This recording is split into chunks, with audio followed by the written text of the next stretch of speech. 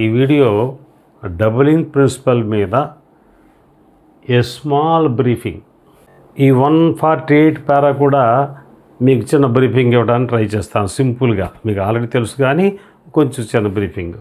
ఈ పారా number 148లో hooked form గురించే rule చెప్పాడు, డబుల్ లెంగ్త్ ఫారం గురించి చెప్పలా. అంటే డబుల్ లెంగ్త్ ఫారము జనరల్గా రాసేయచ్చు, కానీ హుక్డ్ ఫారం మాత్రం కొన్నిట్లుగే రాయాలి. అదేంటి? The hooked form in per is used when it follows an అప్పస్ట్రోక్.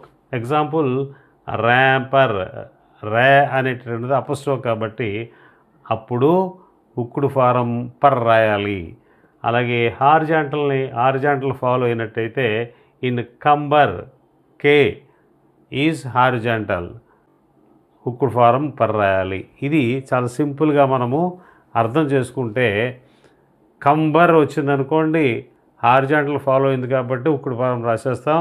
అలాగే ర్యాంపర్ వచ్చిందనుకోండి అప్పస్ట్రోక్ తర్వాత వచ్చింది కాబట్టి హుక్డ్ ఫారం ర్యాంపర్ ఇలా రాసేస్తాం. మిగతా అన్నింటినీ కూడా డబుల్ లెంగ్త్ ఫారమే మనం రాసేయచ్చు. రైట్. మరి ఇప్పుడు మనం పారా నెంబర్ 149 గురించి చెప్పుకుందాం. పారా నెంబర్ 148లో ఇంపర్ని రాయటానికి హుక్డ్ ఫారం గురించి చెప్పాడు అక్కడ. ఇప్పుడు ఇక్కడ డబుల్ లెంగ్త్ ఫారం అంటే హుక్డ్ ఫారం గురించి చెప్పాడంటే దాంట్లో డబుల్ లెంగ్త్ ఫారముకి రూల్ లేదు, హుక్డ్ ఫారంకే రూల్ ఉంది అక్కడ. ఇక్కడికి వచ్చేటప్పటికి డబుల్ లెంగ్త్ ఫారంకే రూల్ ఉంది, హుక్డ్ ఫారంకి రూల్ లేదు. ఇనీషియల్గానే మనము డబుల్ లెంగ్త్ ఫారం రాస్తాము. యాంకరేజ్, ఇంగ్ కర్ చూసావా, ఇంగ్ కర్ మనకు 149 పారాలో చెప్తాడు. ఇంగ్ కర్, ఇంగ్ గర్ చెప్తాడు. సో యాంకరేజ్ ఫస్ట్లో మొట్టమొదటి వచ్చింది.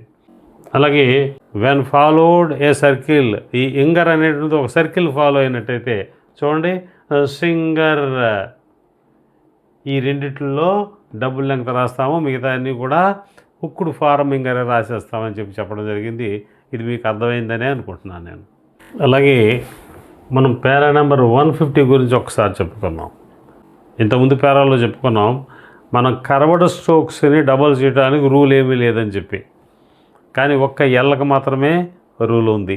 ఆ రూల్ ఏంటంటే ఎల్ ఒక్కటి ఉన్నప్పుడు, జాగ్రత్తగా గమనించండి, ఎల్ ఒక్కటి ఉన్నప్పుడు టర్ సౌండే వస్తుంది కానీ డర్ సౌండ్ కానీ చెర సౌండ్ కానీ థర్ సౌండ్ కానీ ఏది కూడా రాదు. అది రావాలంటే ఏం చేయాలి? మనము పూర్తిగా రాసుకోవాల్సిందే. చూడండి లెటర్ ఎల్ ఒకటే ఉంది, టర్ సౌండ్కి డబుల్ చేశాడు, కానీ థర్ వచ్చింది. లెదర్ అనేటువంటిది ఏదైతే ఉందో ఎల్ థర్ రాయవలసిందే. అలాగే లీడర్, డర్ సౌండ్ వచ్చింది లీడర్లో, సో ఆ లీడర్ అనేటువంటి అవుట్లైన్ మనము ఇట్లా పూర్తిగా రాసుకోవాల్సిందే. రైట్. ఇది అందరికీ అర్థమైంది అనుకుంటున్నాను. అయితే ఇక్కడ ఆల్టర్ అనేటువంటి వర్డ్ ఉంది. చాలామంది నా స్టూడెంట్స్ నన్ను క్వశ్చన్ చేయడం జరిగింది, ఇది ఒక్కటి లేదు కదండి ఎల్లో, ఇక్కడ ఏదో ఉంది కదా, ఆల్ ఉంది కదా అని చెప్పి. ఆల్ ఉంటే మరి డర్కి కూడా అది ఉపయోగించుకోవచ్చు కదండి అని చెప్పి. ఆ అనేటువంటిది ఓవెల్ అనమాట, ఆ ఓవెల్ కలిపేశాడు ఇక్కడ.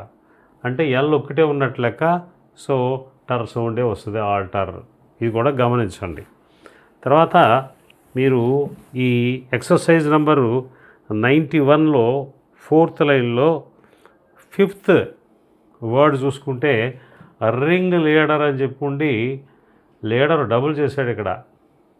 ఇక్కడేమో లీడర్ ఏమో డర్ సౌండ్ రాదు, డర్ సౌండ్కి డబల్ చేయడం లేదు కాబట్టి పూర్తిగా రాసుకోండి అన్నాడు.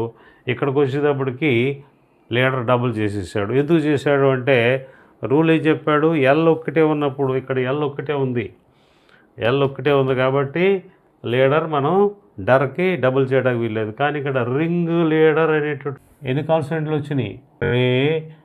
ARN L 3 వచ్చినాయి కాబట్టి ఒక్కటి లేదు కాబట్టి ఇది మనం డబుల్ చేయొచ్చు.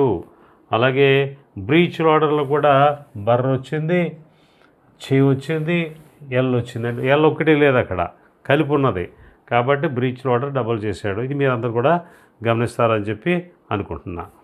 మరి ఇప్పుడు మనం పారా నెంబర్ 152 గురించి చెప్పుకుందాం. ఇది పాస్ట్ టెన్సెస్. పాస్ట్ టెన్సెస్ ఎలా రాయాలి అన్నది ఏం చెప్పాడంటే, పాండర్ ఇలా రాసి పాండర్డ్ ఇలా రాశాడు. స్టూడెంట్కి ఒక విధమైనటువంటి కన్ఫ్యూజ్ వస్తుంది. ఇది పాండర్ ఏమో ఇంత పెద్దది రాశాడు, ఈ పాండర్డ్ ఇలా రాశాడు, ఎలా రాశాడు అని. దాన్ని మీకు ఈజీ మెథడ్ చెప్పాలనే ఉద్దేశంతో నేను మీకు ఈ బ్రీఫింగ్ ఇస్తున్నా. మరి పాండర్ అనేటువంటి దేని నుంచి వచ్చింది పాండరు? ఇది ఏదైతే పాన్ ఉందో ఈ డర్ అనేటటువంటిది డబుల్ అవటం కోసం మనం డబుల్ చేసాం, ఫైనల్ హుక్ ఉంది కాబట్టి. సో పాన్ నుంచి వచ్చింది కదా పాండరు. కాసేపు దీన్ని పాన్ అనేది రూట్ వర్డ్ అనుకోండి, పాండర్ డెరివేటివ్ అనుకోండి.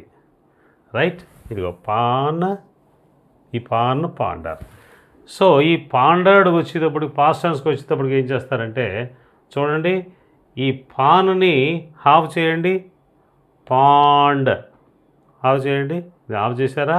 అరడ్ కింద రాసుకోండి. ఈ పానను హాఫ్ చేస్తే పాండ్ అయింది, పిహావడ్ అనుక్ అయింది.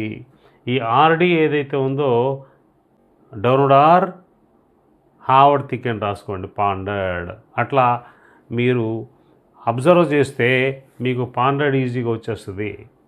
అలాగే క్యాంటర్ ఎలాగొచ్చింది? క్యాంటరు క్యాన్ నుంచి వచ్చింది, క్యాన్ని డబుల్ చేస్తే క్యాంటర్ అయింది. క్యాంటర్డ్ అవ్వాలంటే ఏం చేయాలి? ఈ క్యాన్ని డబుల్ ఆఫ్ చేస్తే క్యాంట్ అయిందా లేదా? ఇదో క్యాంట్, టీ క్యాంట్, కేహావడ్ అనుకు రాసుకుని ఆర్డికి డోనోడ్ ఆర్ హావడ్ థిక్ అని రాసేసుకున్నారు. అర్థమైందా? అలాగే వింటర్ ఎక్కడి నుంచి వచ్చింది? విన్ నుంచి వచ్చింది, విన్ వింటర్. సో వింట్ ఏదైతే ఉందో ఈ విన్ని హాఫ్ చేస్తే వింట్ అయిపోయిందా? వింటర్డ్, ఆర్డీకి రేహవడ్ రాసుకున్నారు. ఇప్పుడు చూడండి, మ్యాటర్ గురించి చూస్తే కొద్ది మారింది మళ్ళీ. మ్యాటర్, మ్యా, దాన్ని డబుల్ చేస్తే మ్యాటర్ అయ్యింది. ఈ మ్యాటర్డ్ అనేటువంటిది ఆల్రెడీ అగస్టో వచ్చింది చూసారా? మ్యాటర్డ్ ఎలా రాయాలంటే మ్యా మామూలుగా రాసేసి టర్డ్ ఏదైతే ఉందో టర్హావడ్ రాసుకుంటే మ్యాటర్డ్ అయిపోయింది. అలాగే మ్యాలింగ్ నుంచి వచ్చింది మ్యాలింగర్. మ్యాలింగర్డ్కి ఏమి చేయాలంటే మ్యాలింగర్డ్, గర్హావడ్ రాసేసుకోవడం. అలాగే కాంక్ నుంచి వచ్చింది కాంకర్. ఈ కాంకర్ ఎలా రాసాము? ఈ కాంకర్డ్ ఏమో ఇట్లా రాసేయాల. ఇవ్వండి డబులింగ్ ప్రిన్సిపల్కి సంబంధించి నేను 61, 62 అలాగే 580, 853 వీడియోస్, 4 వీడియోస్కి కంటే ఇంకా ఈజీగా మీకు అర్థం అవటం కోసం చేసినటువంటి ప్రయత్నం. ఈ ప్రయత్నం ఏదైతే ఉందో మీకు నచ్చిందని అనుకుంటున్నాను. మీకు నచ్చినట్టయితే దయచేసి మీ అభిప్రాయాన్ని కామెంట్ రూపంలో తెలియజేయండి. తెలియజేస్తే నాకు ఒక ఆలోచన ఉంటుంది, ఇంకా ఇలాంటి వీడియోలు మీకు అందించేటువంటి ప్రయత్నం చేస్తాను. అలాగే మీరు ఈ వీడియో నచ్చినట్టయితే లైక్ చేయండి. అలాగే మీ ఫ్రెండ్స్కి అందరికీ కూడా షేర్ చేయండి, వాళ్ళకు కూడా తెలుస్తుంది. ఇంతకుముందు నా ఛానల్ సబ్స్క్రైబ్ చేసుకోకపోతే దయచేసి సబ్స్క్రైబ్ చేసుకోండి. ఇంకా మంచి వీడియో, ఇంకా మరిన్ని వీడియోలతోటి మీ ముందుకు వస్తాను. Until then, thank you.